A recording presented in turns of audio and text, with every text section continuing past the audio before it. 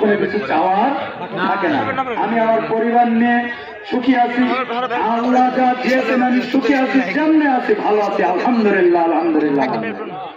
আমি আরেকটি কথা বলতে চাই, জামাত ইসলাম, আমি যদি এমপি নির্বাচিত হতে পারি, জামাত ইসলাম যদি রাষ্ট্র পরিচালনার দায়িত্ব পায়, তাহলে আমরা কি করব? মূল কথা হচ্ছে, আমি মূল দুই তিনটি কথা বলি। এক নম্বর হচ্ছে, আমরা বেকার ছেলে মেয়েদের কর্মসংস্থান করতে চাই।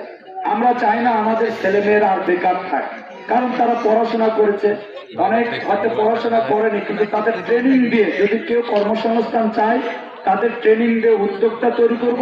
কোন ছেলে মেয়েকে আমরা বেকার রাখবো না ইনশাআল্লাহ ইনশাআল্লাহ। অনেকে বলছেন যে তারা নাকি ফ্যামিলি কার্ড দিবেন, শুনছেন না বোনেরা চাষিরা?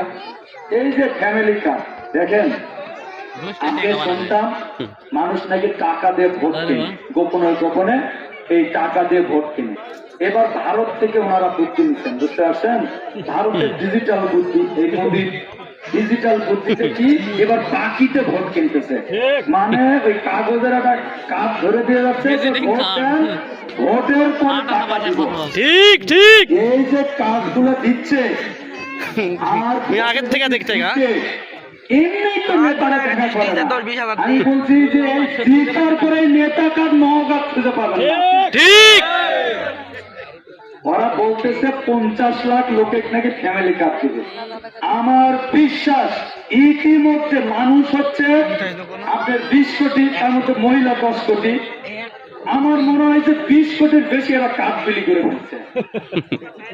বাড়ি বাড়ি দিচ্ছে না, প্রত্যেক মানুষের দিচ্ছে। তো তাহলে এই 20 কোটির বেশি কার্ড ইতিমধ্যে কি করে ফেলছে, ওরা বিলি করে ফেলছে। আর একটা বিষয় হচ্ছে, কার্ড, ফ্যামিলি কার্ড কিন্তু এখনই দেওয়া আছে। আপনারা বিধবা ভাতা পায় না অনেক মানুষ, মহিলারা, তারপরে মহিলারা বয়স্ক ভাতা পায়, তারপরে গরিব মহিলারা যদি প্রেগনেন্সি হয় সেটারও সরকার থেকে একটা ভাতা পায়। এইরকম 80 লক্ষ মেয়েদের সরকার ভাতা দিচ্ছে এখনই। আচ্ছা, ওনারা 50 লাখের কথা বলতেছে কেন? তাহলে সরকার